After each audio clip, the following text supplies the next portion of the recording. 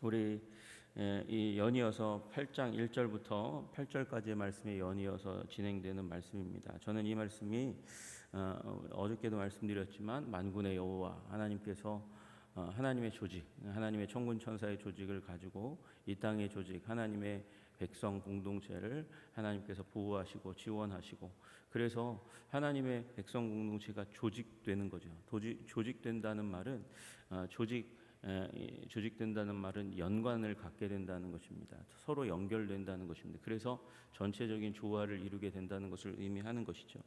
여러분, 여러분의 몸도 조직되어 있습니다. 소화기관이 있고 호흡기관이 있고 여러 가지 기관들이 서로 연결되어 있죠. 소화기관만 있다고 하면 살 수가 없습니다. 호흡기관이 함께 있어야 되고 또 심폐기능이 함께 있어야 됩니다. 그렇지 않으면 인간은 살아갈 수 없죠. 그것이 하나로 연결되어서 마치 먹지 않으면 죽을 것 같지만 그 먹는 기능도 호흡하는 기능, 심장이 뛰는 기능과 함께 더불어서 연결되어서 한 인간이 살아갈 수 있게 되지 않겠습니까? 하나님의 백성도 마찬가지입니다. 하나님의 백성도 하나님이 주시는 은혜를 따라서 조직되어야 합니다. 그래서 각각의 기능을 함으로 말미암아 그 안에 있는 하나님이 교회에 두신 여러 가지 기능들을 다 함께 조화롭게 해 나가고, 그래서 하나님께 영광을 돌리는 것이죠. 그래서 몸의 어떤 부분도 내가 잘났다라고 얘기할 수 없고 한 교회를 건강하게 떠받치며 가게 되는 것입니다. 그것이 이제 오늘 8장의 부분에서는 하나님께서 천군 천사를 통해서 하나님의 교회를 붙들어주고 하나님의 교회가 그 도움, 하나님의 은혜와 능력을 받아서 이 여러 주위의 동서남북의 여러 민족들을 멸하고 그래서 북속시키고 다스리는 일들이 일어날 뿐만 아니라, 오늘 이제 보시게 되는 부분의 15절부터는 이제 하나님의 백성이 어떻게 또 견고하게 다윗 왕가를 중심으로 해서 조직되었는가라는 것을 보게 됩니다. 먼저 우리가 보게 되는 것은 하맛 왕 도이가 다윗이 하다데셀의 온 군대를 무찔렀다는 소식을 듣고 나서 자신의 아들 요람을 보내서 무난하고 축복하게 했다 하는 장면을 보게 됩니다. 여러분, 우리 다윗 왕이 이제 그 위에 있는 대로 다마스커스에서 일어난 일, 자신의 세력을 더 견고하게 하기 위해서 출정하게 되었는데, 그 출정하러 나온 그 군대를 이제 멸하게 되었다. 그로 말미암아서 이제 적의 적은 친구잖아요. 이제 그 도이가 자기 하맛이라는 도시를 이제 중심으로 해서 세력을 형성하고 있는 도이가 자기를 위해서 나오는 군대가 이제 패배하게 되었으니까, 물러가게 되었으니까, 힘을 잃고 꺾이게 되었으니까, 그러니까 그것에 대해서 가만히 있어도 되는데 와서 감사를 표했다는 것입니다. 여러분, 이 도이라는 왕이 도이를 안 것 같아요. 자기에게 고마운 일을 한 사람에게 감사의 표현을 하는 것, 그것은 너무나 당연한 것이고 그것을 행했다는 것입니다. 여러분, 이게 당연해 보이지만 우리 다 알듯이 이게 사실은 당연한 것이라 해도 자주 일어나는 일이 아니라는 사실을 알게 됩니다. 그게 뭐 자기에게 유익이 갔겠지, 자기도 그걸 통해서 이익을 누렸겠지, 그러고 가만히 있으면 아무 일도 일어나지 않지만, 이 하마당은 이 자신의 아들을 보냄으로 말미암아 관계가 형성되고, 그리고 전쟁 없이 다윗의 권세 아래, 영향력 아래 평안을 누리는 일들이 일어나게 되는 것이죠. 여러분, 이 하맛이라는 말은 성경에 자주 나와요. 하맛 어귀에서부터 뭐 이런 얘기가 이제 나오는데, 거기가 이스라엘 전체 영토 가운데 북쪽 경계선입니다. 북쪽 경계선이면 긴장 관계가 형성될 수 있다는 걸 의미하는 것입니다. 다윗이 마음만 먹으면 다음 타겟이 될 수 있는 것이죠. 칼끝이 그 다음에 그곳을 향할 수도 있는 것인데, 그런데 아들을 통해서 이제 은과 녹그릇을 가지고 와 드리게 하고, 더 중요한 게 뭐겠습니까? 무난하고 축복했다는 것입니다. 여러분, 누군가에게 축복을 받는다는 것은 정말 큰 은혜입니다. 여러분, 우리 이 말씀을 보면 이방의 나라의 왕이니까 이방 나라의 신의 이름으로 축복했다는 것인가, 그런 의미가 될 수 있을 것 같아요. 그러나 여러분, 그렇게라도 이스라엘의 그 다윗 왕이 가지고 있는 영광에 참여하려고 하는 일들이 일어나는 것이죠. 여러분, 이 부분과 비슷한 부분이 있어요. 강력한 승리를 거두게 된 한 사람에게 이 하나님을 알고 있는 그때에는 이방인이겠지만 그럼에도 불구하고 여호와를 알고 있지 않을까라고 생각되는 한 사람이 나와서 이제 승리한 우리 조상 이스라엘의 조상에게 축복하는 일이 일어나게 됩니다. 그것이 우리 창세기 15장에 일어나는 아브라함과 멜기세덱의 이야기죠. 멜기세덱이 나와서 아브라함을 축복했습니다. 마찬가지로 여기 이제 하마당 도이가 자기의 아들을 보내서 이제 무난하고 축복했다, 블레싱을 했다라고 하는 장면이 나옵니다. 물론 이 멜기세덱은 이제 나중에 히브리서에 보면 이제 예수 그리스도의 예표, 먼저 보여진 예수 그리스도로 그렇게 표현되고 그 축복이 이제 아름다운 것으로 우리에게 표현되고 여기 이 요람은 그에 미치지 못하는 것이지만 그래도 다윗의 그 왕권 가운데 하나님께서 주시는 그리고 천하 만국 주위의 여러 나라들에게 이 권세를 떨치고 있는 다윗의 모습을 보게 되는 것이죠. 그리고 다윗은 그 가운데서 이 아브라함과 비슷하게 행동하는 것을 보게 됩니다. 여러분 아브라함이 어떻게 행동했습니까? 자기가 가진 것 그리고 전리품으로 얻은 것 전리품은 다 돌려주고 그들 원래 이제 빼앗겼던 것 그 가나안에 이제 정복되었던 것들은 다 돌려주고 그리고 나머지 부분에서 자기의 재산까지도 10분의 1을 하나님께 드리는 일들이 일어났습니다. 다윗도 그렇게 했다고 오늘 말씀이 나오는 것이죠. 다윗 왕이 그것도 여호와께 드렸다. 그렇게 11절에 말씀하고 계세요. 그가 정복한 모든 나라에서 얻은 은금, 아람, 모압, 암몬, 블레셋, 아말렉에서 얻은 것까지 이 하나님께 드리는 그런 일들이 일어났다. 그렇게 말씀하고 계십니다. 그러니까 다윗은요, 자기가 왕국을 통해서 자기의 이익을 추구하고 사리사욕을 채우고 그리고 자신의 가문의 영광을 계속해서 영속하기 위해서 세상에서 힘있게 되려면 권세 있어야 되죠. 힘 있어야 되죠. 공직을 차지하고 그리고 재물을 많이 모으는 게 승리하고 이기는 가문의 영광을 영속하는 길이라고 세상 사람들은 그렇게 생각하지만 그러나 다윗은 그렇게 하지 않고 얻은 물질을 자기가 가질 수 있는 것이 너무나 당연할 수 있지만 하나님께 다 드리는 그래서 하나님이 예배하는 시스템 그 성막 기능 이 장차 성전을 짓게 될 그곳에 물질을 가져다가 드렸다. 그래서 성전 건축을 예비하는 우리 다윗의 모습을 보게 됩니다.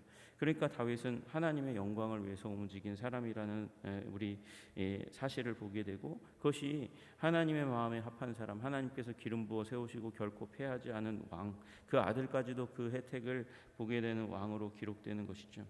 여러분 그러므로 저와 여러분도 하나님의 영광을 최우선순위에 두실 수 있는 저와 여러분 되시기를 주님의 이름으로 축복합니다. 하나님께서 우리 삶에 주신 은총과 복을 나의 것이라고 내가 해서 이룬 것이라고 그렇게 뻐기고 의시되고 어깨에 뽕 넣고 그렇고 살지 말고 하나님께 정말 영광을 돌리며 모든 것이 하나님께로 왔으니 하나님께 영광 돌리는 것이 가하다고 그렇게 고백하며 주님께 예배와 헌신을 드리며 살아가시는 저와 여러분들 다 되시기를 주님의 이름으로 축복합니다. 다윗이 그리고 나서 이제 이 동남쪽에 있는 또 하나의 족속 에돔 족속을 이제 정벌하는 얘기가 나옵니다. 우리 다 아시다시피 에돔은 야곱의 쌍둥이 형 에서의 후손입니다. 그가 붉었을 뿐만 아니라 그가 사는 곳이 붉은 땅이라고 그렇게 얘기합니다. 그 붉은 땅이 가지고 있는 어떤 의미가 있겠지만 그 부분은 설명하기가 이제 시간이 없으니까 넘어가고요. 어쨌든 에돔까지도 정벌하는 일들이 일어났다 그렇게 말씀하고 계십니다. 여러분 사람은 부모를 많이 닮습니다. 에서는 어떤 사람이었습니까? 에서는 호전적인 사람입니다. 돌아다니기 좋아하고 활쏘기 좋아하고 사냥하기 좋아하는 사냥이라는 것이 자기가 잡으니까 재밌고 즐거운 것이지만 여러분 살아가다 보면 자기보다 더 힘 있는 짐승을 만날 때 그리고 기습을 당할 때가 없겠습니까? 당연히 있죠. 그럼에도 불구하고 그것을 감수하고라도 나갈 수밖에 없는 것이 사냥꾼의 본질입니다. 그의 후손이에요. 그러니까 리스크를 지고 그리고 위험을 즐기면서 오히려 그렇게 사냥하는 에서의 후손인 이 에돔 사람이 이 다윗의 권세 아래 굴복하고 그리고 정벌되어서 식민지가 되고 주둔군이 상비군이 이제 수비대가 자리 잡게 되는 일들까지 일어났다 그렇게 말씀하고 계십니다.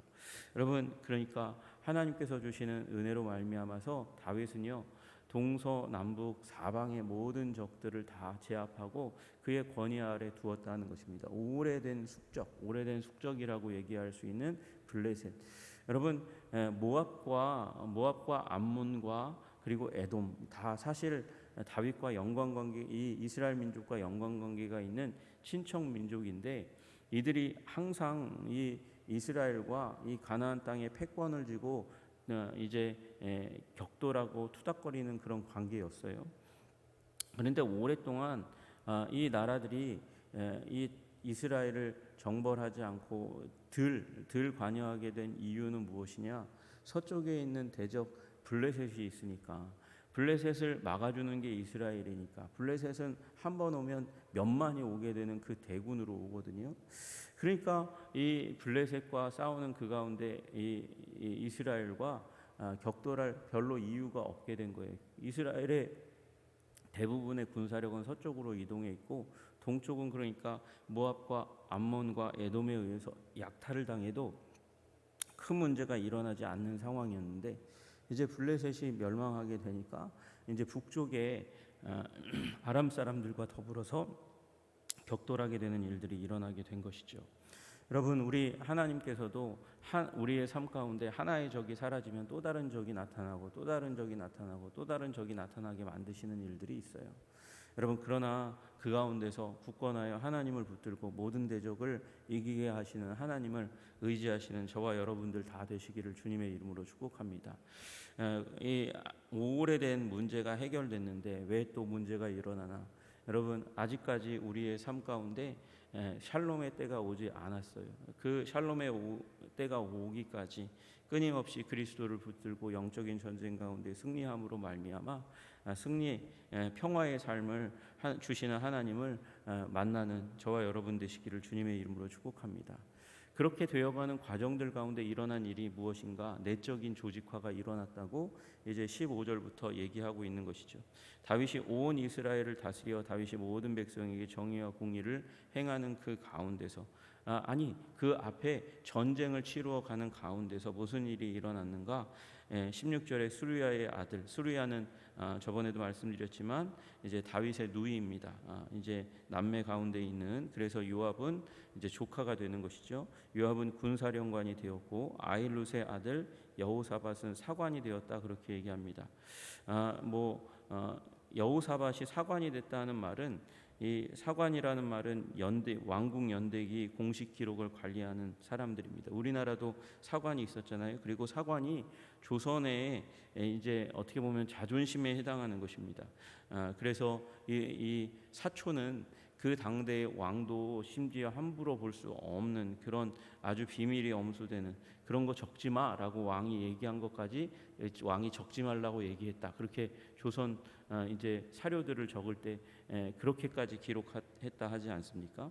그러니까 이 사실은 공명정대한 정부를 운영하는 데 정말 중요한 사람이 사관이고 그래서 왕은 함부로 사관을 두지 않아야 하는 것이죠. 그럼에도 불구하고 다윗은 자신의 나라가 내 뜻과 내 목적과 내 욕망의 실현의 장소가 아니었기 때문에 그래서 사관을 둘 수 있는 담대함이 있는 것입니다. 우리나라도 사실은 그렇게 사관을 둔 이유가 무엇이냐?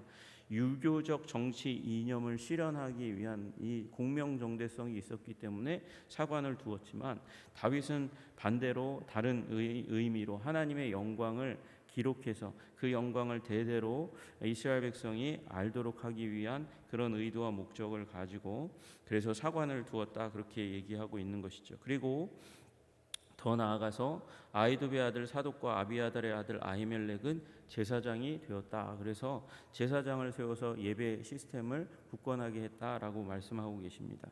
역대상에 보면 역대상에 이 예배의 시스템이 다만 제사장으로만 이루어진 것이 아니고 문지기부터 시작해서 하나님께 감사하는 사람까지 제사장 과 더불어서 여러 사람들을 두어서 이제 언약궤만 있는 곳이긴 하지만 그러나 다윗의 장막, 하나님의 장막을 관리하고 그리고 섬기도록 하고 이스라엘 민족들이 와서 예배드리도록 하는 그런 귀중한 곳이 되게 해 주었고, 그리고 우리가 사무엘 하 7장에서 보듯이 사무엘 하 7장에서 보듯이 다윗이 이제 하나님께 언약의 말씀을 나단에게 받은 다음에 어떻게 합니까? 이제 다윗이 하나님 앞에 나아가 기도할 때 하나님 앞에서 앉았잖아요. 그게 바로 성막을 의미하는 것입니다. 그 성막의 시스템을 다윗은 나라만큼이나 귀중하게 여기고 성막의 시스템을 이제 구축해서 사람들을 두고 할 일을 하게 만들었습니다. 여기는 간단하게 제사장만 나와 있지만 그렇게 했다는 것이죠. 여러분, 그러므로 우리의 삶도 균형을 가져야 돼요. 균형이란 무엇입니까? 하나님을 예배하는 예배의 시스템으로 나의 삶을 구축해야 하는 것입니다. 여러분의 예배의 삶이 구축되어서 결코 흔들리지 않으시기를 주님의 이름으로 축복합니다. 그러므로 말미암아 다윗의 나라가 더욱더 물리적인 나라, 통치가 실현되어야 되는 나라가 더욱더 굳건하게 되는 일들이 일어나게 되는 것이죠. 여러분, 예배의 삶으로 말미암아 여러분의 삶이, 여러분의 가정이, 사업이 그리고 교회가 든든하여져서 흔들리지 않게 되는 영원히 경고케 하시는 하나님의 은혜가 있으시기를 주님의 이름으로 축복합니다. 그리고 또 스라야는 서기관이 되었다 그렇게 말씀하고 있어요. 서기관이 되었다는 것은 이제 공문을 작성하는 사람이 전문적으로 있어서 그를 통해서 공문이 곳곳 나라의 곳곳마다 이제 전달되었다는 것을 의미하는 것입니다. 여러분, 우리 교단에 있으면 교단에서의 행정이 어른들이 말로 결정을 하지만 말로 의사소통하고 합의하시고 그리고 결정을 하지만 그 결정이 시행되는 것은 공문을 통해서입니다. 그래서 공문을 언제 어떻게 어떤 글로 보냈느냐에 따라서 송사가 일어나요. 공문은 그만큼 중요한 것입니다. 결론은요, 말로 끝나는 것이 아니라 공문으로 표현되는 것이에요. 그래서 스라야는 공문으로 이스라엘 백성을 이제 통치하는 다윗의 통치의 근간으로 삼아 이루어졌다 그렇게 얘기하는 것이죠. 여러분, 사실 살펴보면 다윗은 어느 민족 출신입니까? 유다 민족 출신이지 않습니까? 유다 민족 출신인데 유다와 가장 가까워야 될 민족이 베냐민 지파예요. 베냐민, 같은 배에서 나온 그런 민족인데 이 베냐민 지파에서 나온 사울과 박터지게 싸웠잖아요. 관계가 안 좋아요. 그리고 그 직전까지 베냐민 민족과 함께 더불어서 북이스라엘을 형성했던 그 나라들과 화목하려고 하는데, 여러분, 이게 안으로 기울잖아요. 가재는 개편이잖아요. 그런데 그 가운데서 이제 솔로몬의 때에 일어난 일처럼 이제 이 형평성이 안 맞게 되는 일들이 일어나면 결국 이 나쁜 감정이 미움과 증오가 오해가 쌓이게 되면서 결국은 갈라서게 되는 일들이 일어난단 말이죠. 그 부분을 막아내는 일이 바로 이 통치의 체계를 세우는 일이었다 그렇게 말씀하고 계시는 것이죠.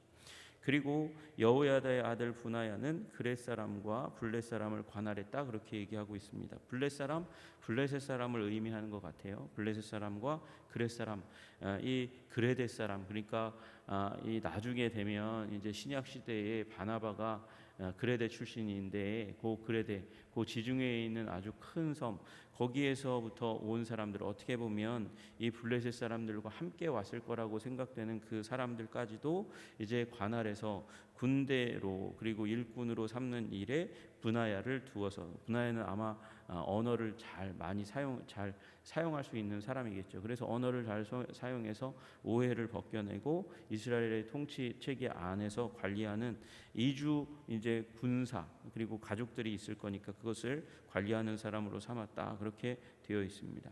그리고 다윗의 아들은 대신들이 되니라 그렇게 말씀하세요. 이게 사무엘상을 보면 대신들이 맞는 것 같은데 여기 원래 본문의 의미는 대신들이 아니라 제사장이라고 되어 있어요.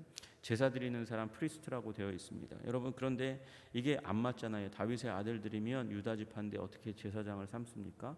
만약에 제사장이 대신이라고 하면 오해가 없겠지만 제사장으로 삼았다 하면 이게 무슨 의미겠습니까? 저는 이 부분이 다윗의 아들들 가운데서 누가 왕이 될지 모르니까 다윗이 이제 왕의 수업을 삼기 위해서 두 가지 의미가 있다고 생각해요. 대신으로 삼아서 왕궁의 이 행정과 군사에 대한 부분들을 학습하게 할 뿐만 아니라 저는 이게 오기가 아니라 마찬가지로 제사장으로 하나님께서 이 다윗이 삼았겠다. 무엇을? 그러니까 다윗이 왕된 것은 하나님이 왕되게 하신 것이지 자기가 잘나서 자기가 능력이 있어서 힘이 있어서 사람들이 많이 붙어서 운이 좋아서가 아니니까. 그러니까 자식들에게 무엇을 물려주고 싶어요?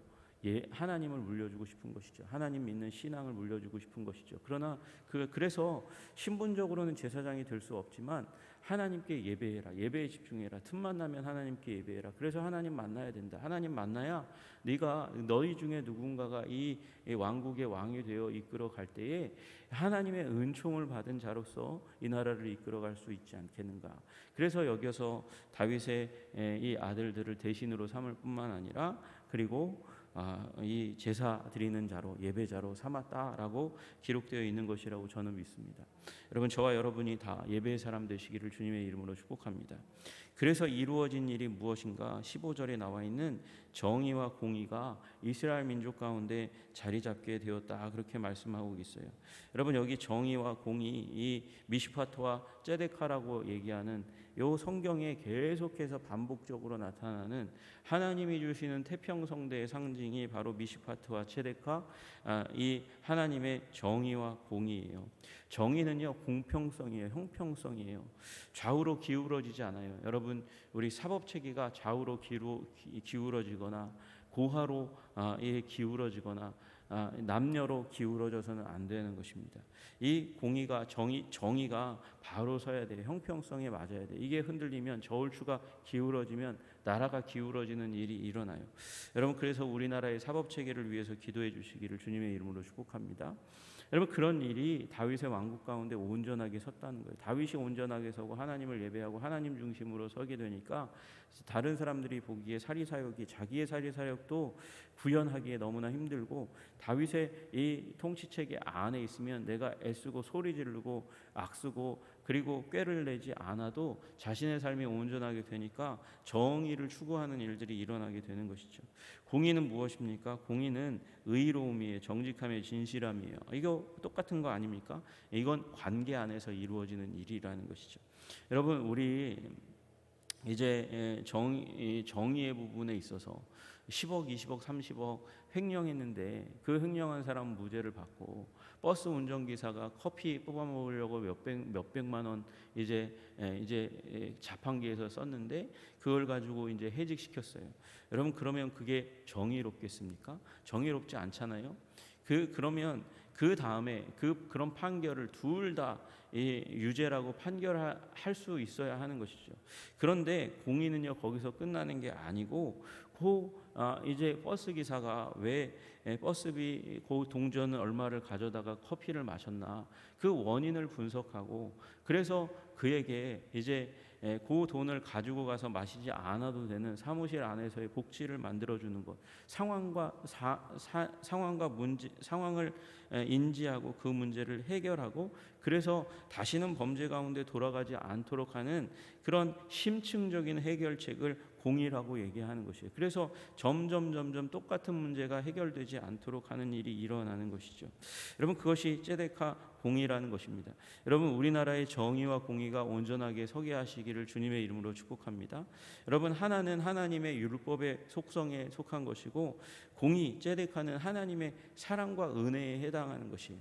여러분, 그래서 하나님의 율법의 정의와 더불어서 우리 하나님의 마음으로부터 나오는 그 은혜의 법이 또한 우리 가운데 굳건하게 서야 하는 것입니다.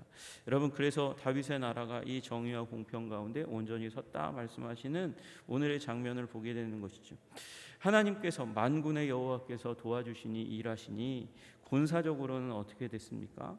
군사적으로는 우리 8장에 두 번에 걸쳐서 나오는 대로 다윗이 가는 곳마다 승전했다, 이겼다라고 말씀하시는 장면을 보게 되고, 또 오늘 이제 보게 되는 겉대로 다윗의 나라가 정의와 공의로 가득 찬 충실한 나라가 되었다. 이것이 그의 나라를 영원히 견고하게 하시겠다는 하나님의 약속의 성취인 것이죠. 여러분, 그러므로 여러분과 저의 안에 어디서부터 나오겠어요? 정의와 공의가 여러분 안에 하나님의 말씀의 율법의 법을 따라서 거룩한 삶을 살아가시기를 주님의 이름으로 축복합니다. 주님께서 우리에게 보여주신 십자가의 사랑을 통해서 우리 공의, ጼ데카가 넘쳐나는 은혜가 넘쳐나는 삶을 살아가시기를 주님의 이름으로 축복합니다. 그리고 하나님께서 도우심으로 말미암아 가는 곳마다 승리케 하시는 하나님의 은총이 일어나게 하셔서 우리 인생이 영원히 견고하게 하시는 하나님의 복 가운데 세워지기를 주님의 이름으로 축복합니다. 주님을 예배하는 일로 말미암아 이 모든 은혜가 임하시기를 주님의 이름으로 축복합니다. 온 가정마다 임하시기를 주님의 이름으로 축복합니다. 우리 성도들이 가는 사업장마다 이 은혜가 임하시기를 주님의 이름으로 축복합니다. 기도하겠습니다. 하나님 아버지, 감사하고 찬양합니다. 다윗이 하나님 주님께서 주시는 은혜 가운데 살아감으로 말미암아 하나님 주님께 감사하고 찬양하고 주님께서 주신 언약을 붙들므로 말미암아 가는 곳마다 승리하게 하시는 하나님의 은혜를 경험했고, 또 내적으로 나라 안에는 정의와 공의가 바로 세워지는 일들이 일어나게 되었습니다. 만군의 여호와의 은혜, 하나님께서 조직하시고 견고하게 하시고 흔들리지 않게 하시는 하나님의 은혜가 임했기 때문입니다. 주님, 우리에게도 이 은혜가 임하게 하여 주시옵소서. 주님을 생각하고 주님을 바라보고 주님을 의지함으로 말미암아 이 아름다운 은혜의 삶이, 풍성의 삶이, 견고의 삶이, 승리케 하시는 삶이, 정의와 공의가 넘치는 삶이, 하나님의 거룩하게 하심과 은혜롭게 하심이 넘치는 삶이 우리 가운데 가득할 수 있도록 주님 도와주시고 인도하여 주시옵소서. 말미암아 우리의 가정과 사업의 터와 교회가 이 나라 민족이 굳건하게 서게 하시는 하나님의 은혜에 허락하여 주옵소서. 감사하며 예수님 이름 받들어 기도드리옵나이다. 아멘.